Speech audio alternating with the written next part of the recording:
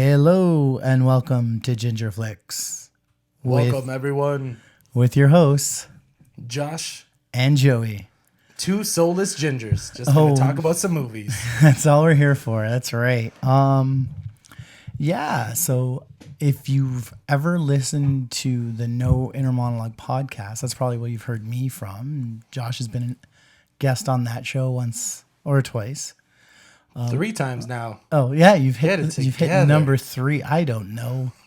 There's 100 episodes of that show, and I can't remember any of them. Ridiculous. I've been on all 100 of them, but that's another story for another time. So, Josh and I have known each other how long now? Going on 30 years, Close to 30 years. That's right. I mean, we're pushing the trifecta. Of decades. we're technically into our 3rd decade of friendship. That's too much. As of now, because it is officially 2020. 2020. Yeah. Happy New Year, by the way. Happy New Year. Yeah, I haven't seen you since.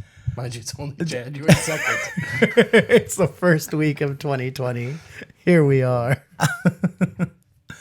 But totally. I mean, so why are we here? Why did we get together? Josh, you want to field this one? Absolutely. Go for it.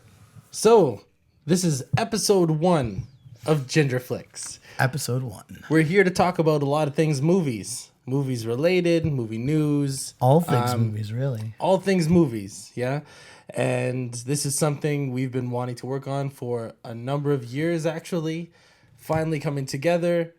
And that's about it. I think anything,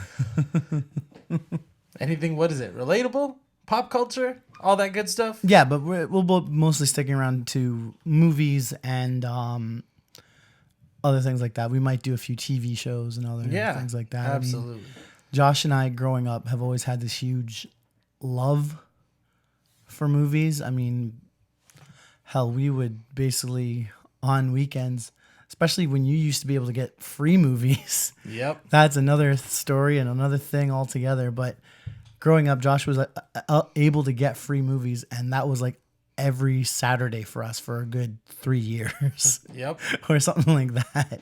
Our summers, that's basically where we were, was in the movie theaters, just watching whatever came out that summer. So Operation Condor. Oh my God. We should just do an episode just on Operation Condor. Oh, gosh. Although I feel like the How Did This Stay Made group might come after us for doing it before them. Right. If You they can't do, stop us, Paul. if they do, that means somebody's listening. Somebody. Please. Operation Condor and Contact. Oh There my you go. God. That was Come at us, Jodie Foster. Oh, fuck. Sorry for the swears, but yes. Jodie Foster, come at us with your full force, which would be interesting. Speaking of force. You're going to dive right in now. Jodie Foster has a force, and the movie we're going to talk about today. Today we're here to talk about the Rise of Skywalker. Well, we're actually going to talk about the entire, the final trilogy, really. So from Force Awakens all the way to Rise of Skywalker. More so if the first 2 movies, if it all came together by the end. If they actually sort of linked together and you have Yeah. a cohesive story. Exactly. So we're going to talk about What are that. your thoughts on that? Well, so what are we going to talk about first? I mean, what did you like and your thoughts on like on the whole trilogy as a whole? Let's start with that. Trilogy as a whole. To be honest, I thought The Force Awakens was a great movie. I thought it was a return to form for Star Wars. It was exciting. It had the humor back. So you felt like it out of the gate, this new trilogy came out strong. Yeah. Say what you will. Talk about it being essentially a shot for shot or a story beat in comparison to A New Hope. But it was. And it was. It was. I mean, in almost every aspect it was, of the film. Yeah. It was. I mean, I'm not taking that away. No. To be honest. Oh, God. But did I enjoy the movie? Yes. Oh no, it was Was there really enjoyable. There was actual sets. It wasn't all CGI. We introduced some pretty cool new characters, with Rey, Finn, and Poe, and even Kylo Ren in that movie. So it was fun to watch. Right. The dialogue, the dialogue was a little silly, and then of course, the main draw for that one was the return of Harrison Ford.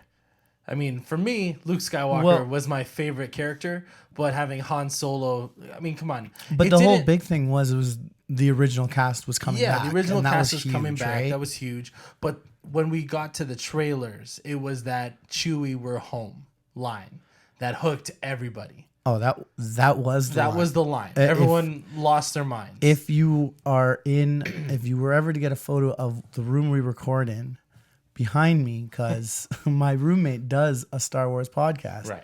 There literally is a poster or something that says Chewie, we're home. So yeah, and it's my roommate's a huge Star Wars fan, and let's leave it at that. That in itself was great. Knowing that Harrison Ford signed on to do that movie, provided that he was going to die. I mean, he's been wanting to have Han Solo killed off since the original trilogy. Since Empire, right? That was it. So either way, having him come back, that was a lot of fun.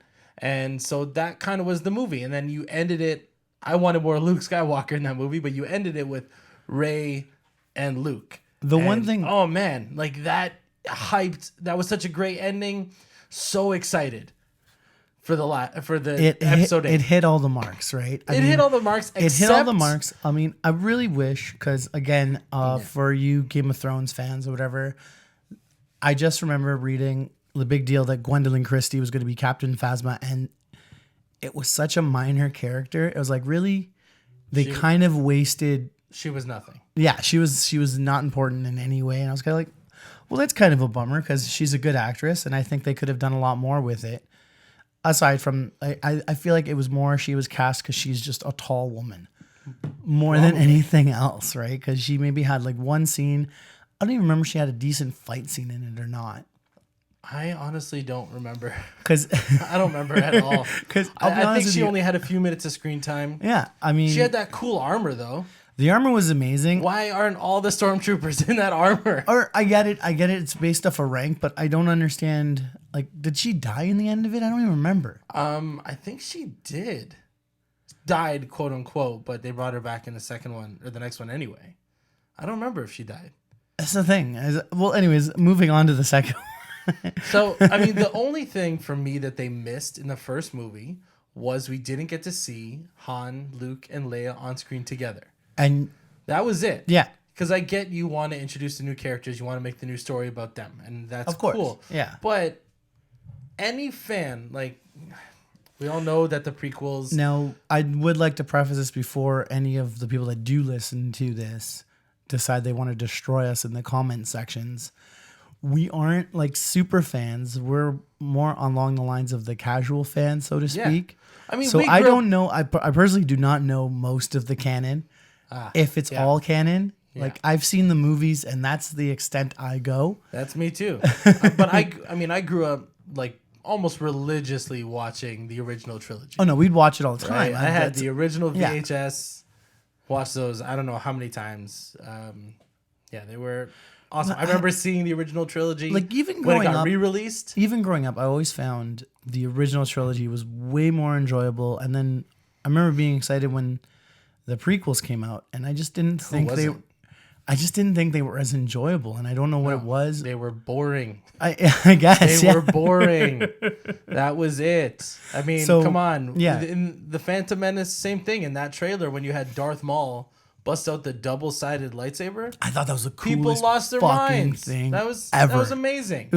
It was awesome and sauce. Then hey, let's do a lot of political stuff in the prequels. What?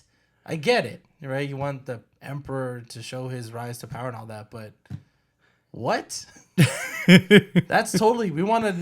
That's why we watch Star Wars, to learn about trade unions and stuff like that. That's 100%. We don't watch it for the space battles. I feel like that should have been better suited. Space wizards. I feel like the whole trade union conversation would be more fitted in a Martin Scorsese film than anything else. I recently just watched Episode 10 done by Scorsese. I recently just watched Irishman on Netflix, and that's long. Yeah. Only 3.5 hours. No big deal. 3.5 hours is fine. I mean, okay, so Anyway. Yeah, I agree with you that like I felt Force Awakens was really strong out of the gate. I liked what they were doing. And then you get to Last Jedi. Yeah. And this is where we start to This is where we differ on opinions of it. Because I personally, I liked quite a few of the twists that Last Jedi took. Right? But you didn't. Oh, no. No. I thought The Last Jedi was just a waste of a movie. It was a waste. Ouch. I've never actually watched a movie before that retroactively made me hate or dislike the previous movie because I know where it goes. And I hated what they did with Luke's character. It didn't make sense. There was no clear pathway to that character. The movie was essentially a long, boring chase scene. The whole side mission with Finn and Rose, zero payoff. Yeah, Like, I mean, it was nothing. You turned Hux, who was this almost dictator-like character, to a joke. a whiny baby Like boy. a whiny baby just getting thrown around. Terrible. I mean, for me, again, I'm not like you and I are the casual viewer. We're the moviegoer. Yeah, But I really just wanted to see Luke do some cool lightsaber stuff. well, again, he's a it's- man in his 60s now, maybe even 70s. But you've seen though in Star Wars, it doesn't matter. Dooku is supposed to be like in his 80s. Palpatine is like 187,000 years old. Who knows? Chewbacca's over 200 years old. Chewbacca's 250 and he's still destroying people. And this is even with Peter Mayhew in the suit. Yeah. God rest his soul. We've so- recently lost Peter Mayhew, I think, earlier. We did. It Later was last year. This year, I think. Well, Wasn't no, it? in 2019. 2019, Passed, yeah. But yes. So yeah, that was for me. The Last Jedi there was so much missed opportunity, and Ryan Johnson has said that he wanted to subvert expectations. Why would you even have to say that? That's not something that you want to promote a movie saying. Just like I want to screw with your and- expectations. And Mark Hamill himself said so many times, I fundamentally disagreed with what they did with my character. If you have a guy who's lived and breathed Luke Skywalker or a character for 40 years saying that, it kind of Arguably, like the highlight of his career was playing Luke Skywalker. that is his career. That and the Joker. Like, Yeah, let's be but real, if he doesn't do Skywalker, if he doesn't do Luke Skywalker, I don't think he gets the Joker. yeah, it's rare. Like, But again, Mark Hamill's more known now for his voice work than anything else, yeah. aside from Star Wars. For me, The Last Jedi was a complete nosedive. I will say there's a lot missed of opportunity. weird plot points they did with it, and it's kind of like, it's amazing how forgettable it is. I honestly forgot about the fact that half the plot was just the slowest chase scene in movie history. And it didn't even make sense. Like, they're just out of reach that the, like, blasters or whatever. So they're just out of range. They're just out of range, but I was like, when is that even a topic? Like, why? Why do that? that has never been a thing. It just didn't fit. It's just, Yeah. it was, yeah. I Now don't know. having this conversation, I'm starting to realize maybe I didn't like this movie as much as I thought I did. But It was Like, just a long chase that didn't really have any payoff because again, you had that Holdo character that just was given a reason to be Poe's obstacle kind of thing. But why is she not telling a plan? Why? There's no reason to hide a plan from, especially a guy who supposedly is a rogue or can go rogue or whatever. You know, it doesn't make sense. Tell him what you're planning and go from there. And then it just caused unnecessary conflict. But then again, that seems to be things that happen in this new trilogy. well, fair enough. I mean, I still don't get. So now, here's the most thing I found really awkward about the newest film. So, Okay, let's talk about it. Carrie Fisher. Oh, yeah. Now, R.I.P. R.I.P. Rest in peace. She is Princess Leia. Always will be Princess Leia. My issues were just the screen time that was used, because it's not actually her on screen. in the newest one, Well, it is, Rise of Skywalker. but it is her. It's all used footage. So she was actually like, Oh, you mean like? no, I mean the performance wasn't actually. No, they were probably. That's the thing. I don't know. I don't know if they were Okay. actually taking former scenes or if it was just previous footage of her and then like she's superimposed in the scene. Yeah, It that's just probably felt. what it is. It felt weird. It felt like actors are not acting, not in the same room as that person. They're not actually speaking to one another. It felt weird, and I think had they, killed her off gracefully in the last one in Last Jedi. Last Jedi, I think it would have been okay. Yeah, 100%. I would have been okay with it. I wouldn't have been too upset about These it. movies, they're That given a being huge said, budget. the scenes that she was in, they were not bad scenes, and whether it was her actual performance or another actor, and then they just superimposed her likeness on that other actor, was fine. It was not bad. I think they actually got her daughter. No, she's in it, but she's another character. She's just another character, but they didn't get her to also be, because there's moments where she's in silhouette. I mean, she could have been Leia Stanton. I don't know the exact Yeah, I'm not points. sure. Again, I didn't go and read all of it either. Yeah. We kind of just sat here and started talking. I think, But, yeah, for me, those scenes just felt so awkward. It didn't. It was look, hard to see. It was kind of hard to sit through and like stay fully focused because Yeah, because you know the truth. Exactly. The truth is out there, and you know it. But I mean, we didn't really talk about this in our intros, but we both have acting experience. You more than I. You've actually done some actual acting training. Yes, I went to Randolph Academy for the Performing Arts, and Which is like a big. it is now an official college in Toronto. Yeah. It's like It's a triple threat musical theater program, what have Yeah. you. They offer like some film courses for some of the terms as well. But anyway, I had to take an acting class for a film course I took the- because I went to film school. but that's the another big story. thing, one big thing is acting is reacting. And I was always told you have to listen to your scene partner.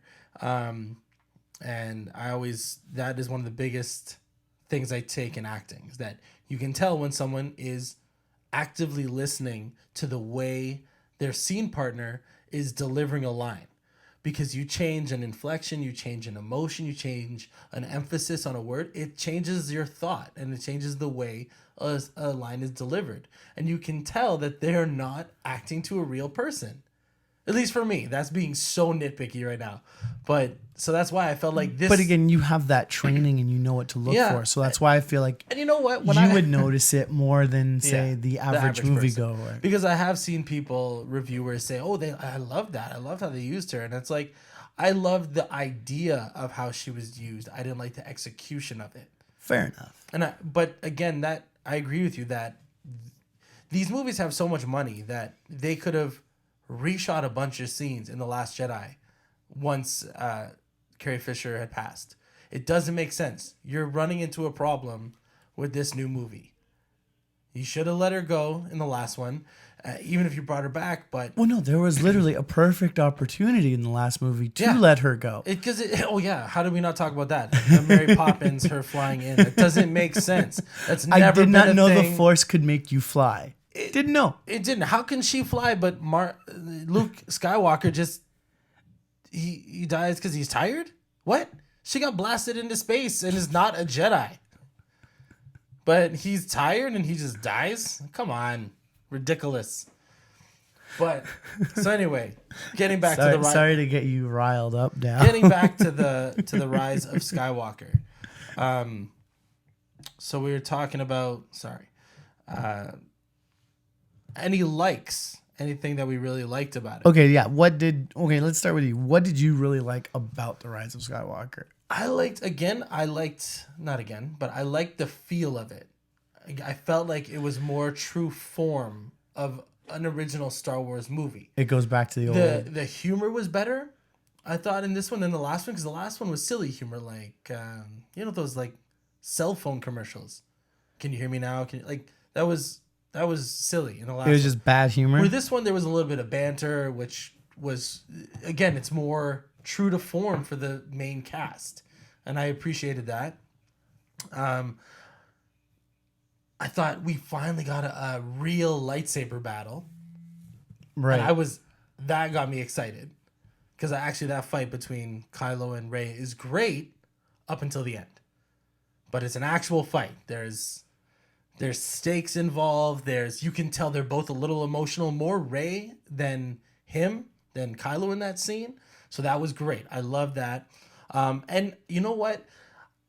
I don't want to get totally into my dislikes, but another thing I loved was, again, how it's filmed. I think JJ, a lot of people don't like, his lens flares or whatever, and that's fine. And, I can appreciate someone's respect to that. But that scene when Lando shows up with everybody, and there's like a million just random ships from just random people, is a great shot. I love that shot. Just like I did love when you see the Star Destroyers or whatever that Palpatine had made. Great. Like, again, the cinematography is great. That's about it for me, though. So you liked it a lot more for its cinematography, really, and just the pacing, more than anything else. The pacing is a little. The first hour is like just exposition. Let's talk and keep finding more items. Like, it's an RPG. Like, it's ridiculous. It's like a video game. What else? And I did like some of the acting, though. I did appreciate that.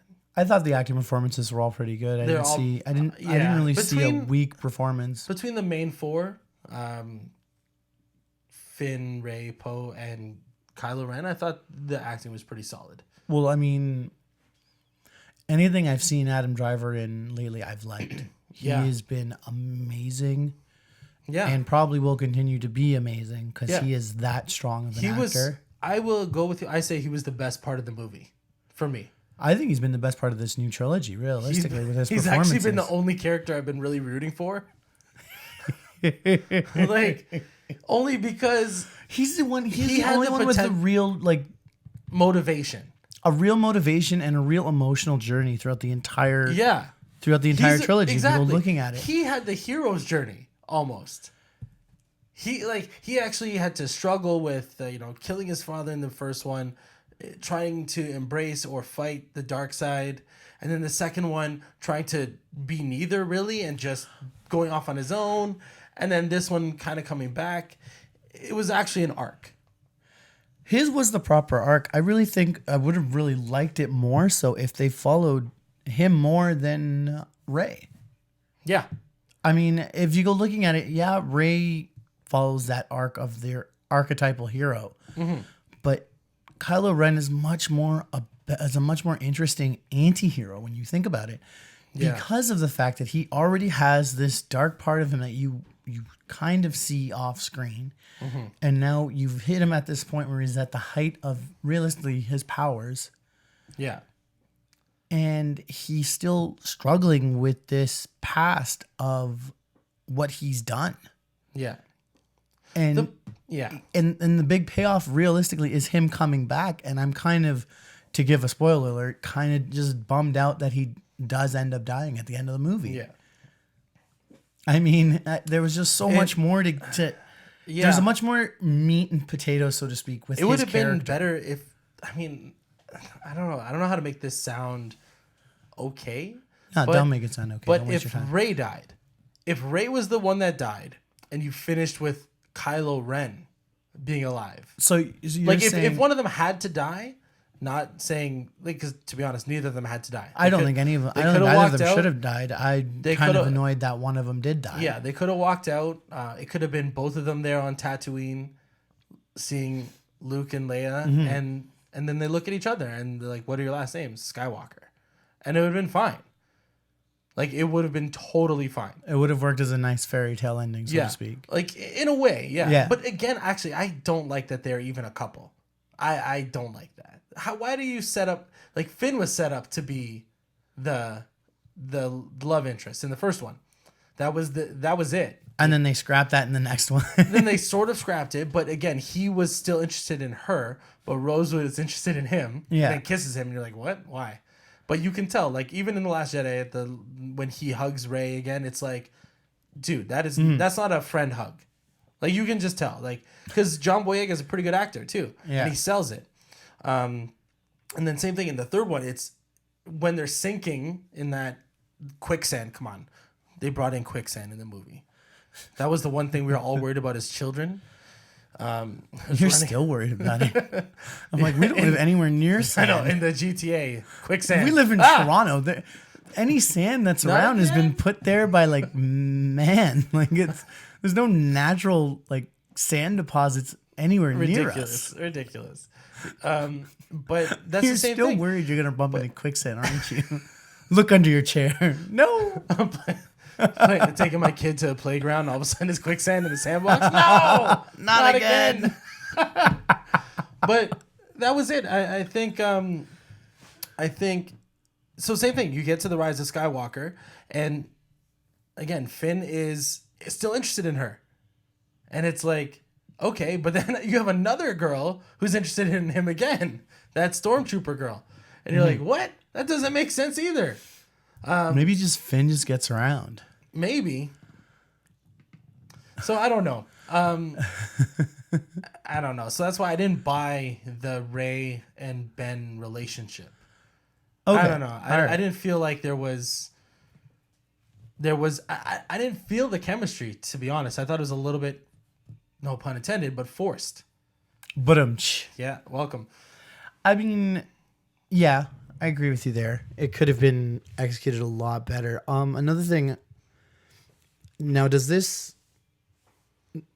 being the end of the saga, right? So I don't think they're gonna revisit the Skywalkers. I mean, they're all dead, except like in name only. Yeah. Like Rey literally just takes the name. Yeah. So there are no more Skywalkers left. So this saga is done. Was it done justice? No, I don't think so. I don't know. Like, okay, what would you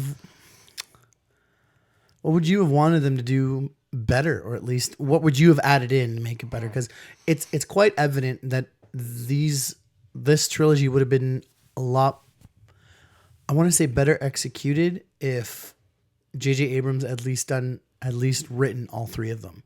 You didn't have to direct all three of them.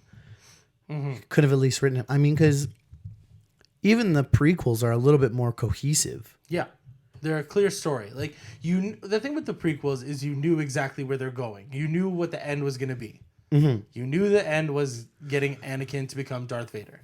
Like, end of story. Regardless of how they got there, regardless if you like those movies, you knew that was it. But there was a linear path. It was a lot more cohesive. 100%. There was. This one, no, it's so clear that they didn't have a game plan. They didn't know where they were going to start the first movie and end the last one. They had no idea. Well, I mean, it didn't help, I guess, because no shots at Rian Johnson, right? Yeah. But I mean, yeah, he comes in, he writes the next one. Everyone in the fan base is up in arms from it, aside from a few people that liked it here and there. Well, it was definitely divided. Yeah. There are still some hardcore fans that loved The Last Jedi. Yeah. I mean, loved it and defend it to the death. I liked a few of the twists he took. Like, I wouldn't say it's my favorite Star Wars movie. Empire still is that for me. But I mean, yeah, I think Empire's at the top of everybody's list. Yeah. Although I have seen some, actually, like I'd say 90% it's Empire, and then you have a few that are Return of the Jedi and a few that are Star Wars, the original. Yeah. So, I mean, like, it has, oh my goodness. Sorry, it has a few faults. Of course. Which, I mean, but there are a lot of elements, and like, I liked that cool twist where I wish they did more with it, where they actually had Rey go dark and basically take out everybody in Snoke's throne room. I thought that was the coolest thing about that movie. If she went dark, I thought that would have worked better if she went dark, in my opinion. they kept alluding to it, but it never happened. Yeah, You know, even like- a little bit more. I don't know. I mean, if you're gonna make her Palpatine's granddaughter, you might as well have her go dark at some point. Yeah, I mean, making her Palpatine or a Palpatine, I should say, is kind of, I don't want to say, it redeems the fact that she barely had to struggle, because Palpatine is so strong with the Force and all that, at least according to the movies. But like how we talked about, Kylo Ren had more of the hero's journey because he actually struggled. He lost so many fights.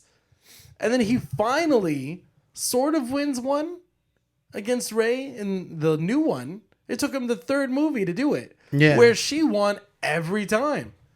No training. And she's like OP, omnipotent.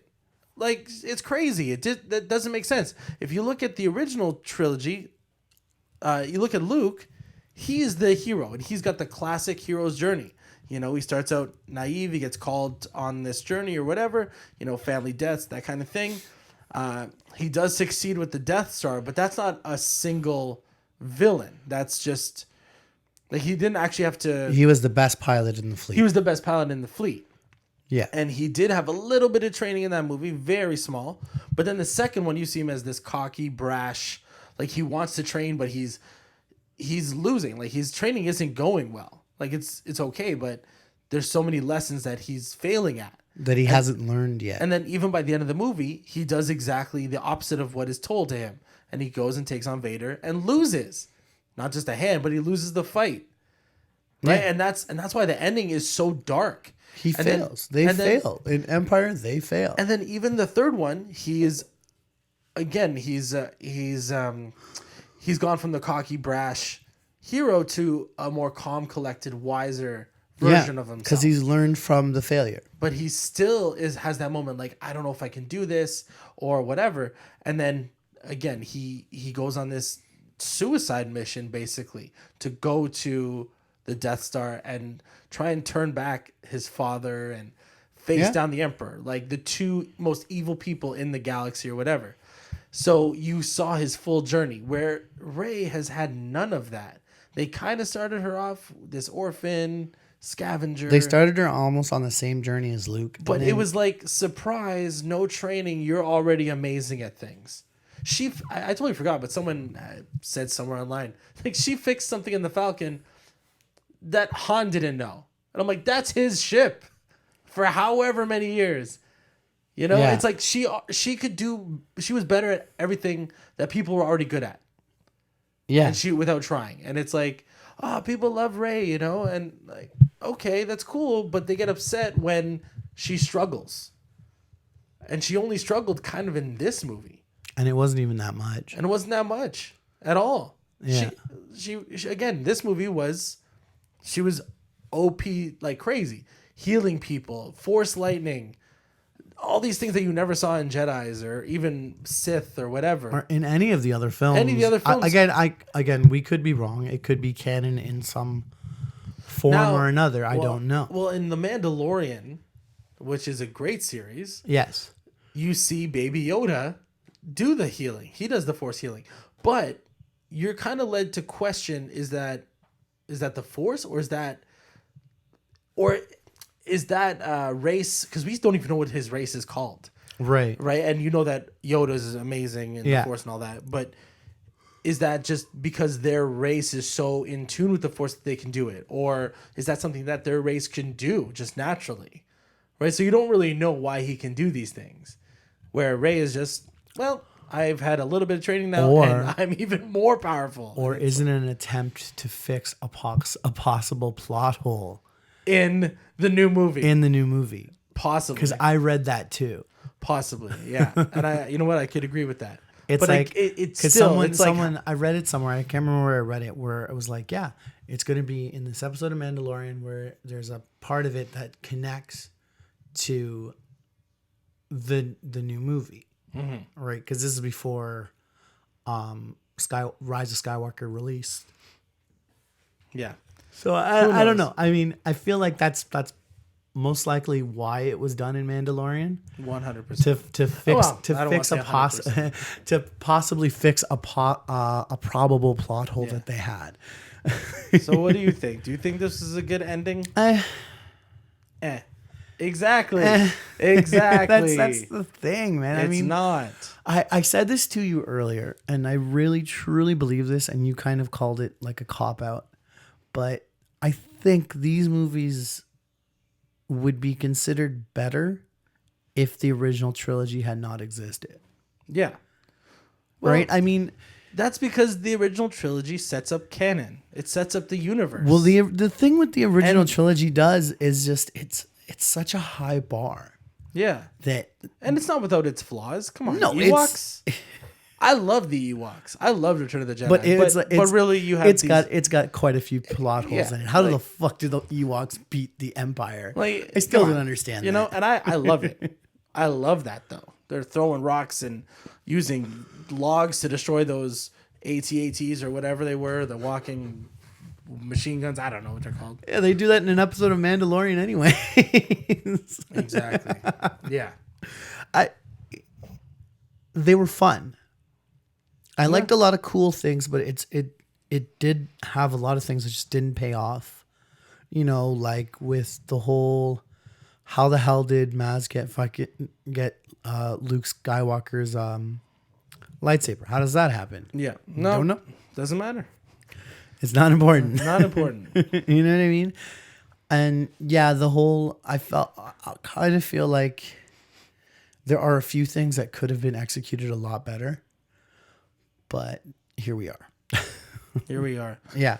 And I don't like that they said it's the end of a saga. I'm sorry. This movie's still going to make $1 billion. Are you telling me? Oh, no, there's going to be another. There's going to be another Star Wars. There's going to be another chapter. Why do you have to end the Skywalker saga? Was that just because you have no idea what to do? That's like, to me, that's you're saying that you don't know what to do with characters. Yeah. That's the problem. You don't have to end a series just because. Like, that's why. I mean, realistically, where Jedi ended was a perfect ending, and so to speak. I mean, you didn't need to bring back all this other stuff. No, you did not need to bring back Palpatine. No, but that goes with or the lack of a linear thought process for the trilogy. There was no real roadmap, so to speak. Absolutely, and we've mentioned it. I'm sure other people all over the internet have mentioned it before we start getting torn apart by other people on the internet. I'm sure we will. But I don't know what else to say about it, really. I mean, I thought the movies were fun. The last one was fun. Yeah, the last one was fun. The second one was not fun. Even Empire, which is one of the darkest ones, was still a fun movie. Yeah, there's a lot more going on in it. So I mean, yeah, I guess the execution could have been done a lot better. And I think we both have said this, if J.J. Abrams was fully attached to all three of them, we might have seen a better connection and much more of a linear storyline. I agree. Unfortunately, that didn't happen. Yep. Anyways. Still, that's how the Disney's going to make the bucks, though. They've already made the bucks. Okay. I mean, they're all. I've read somewhere where they're all whiny that they didn't missed out on the Baby Yoda merchandising opportunities before the holidays. Yes. Yeah. Not even because they didn't reveal it until in the marketing. No. So it's like at that point they didn't have enough time to create the toys or whatever. Apparently, Jon Favreau's like, yeah, no, I don't want to reveal it yet. Yeah, and it's his brainchild, so to speak. So, and that was the best ending. Well, not the best, but that was such a great ending, that first episode. Yeah, but we could talk about the Mandalorian another day. Yeah. Anyways, thank you for listening to Ginger Flix. I'm Joey, and I'm Josh, and we'll catch you again next time.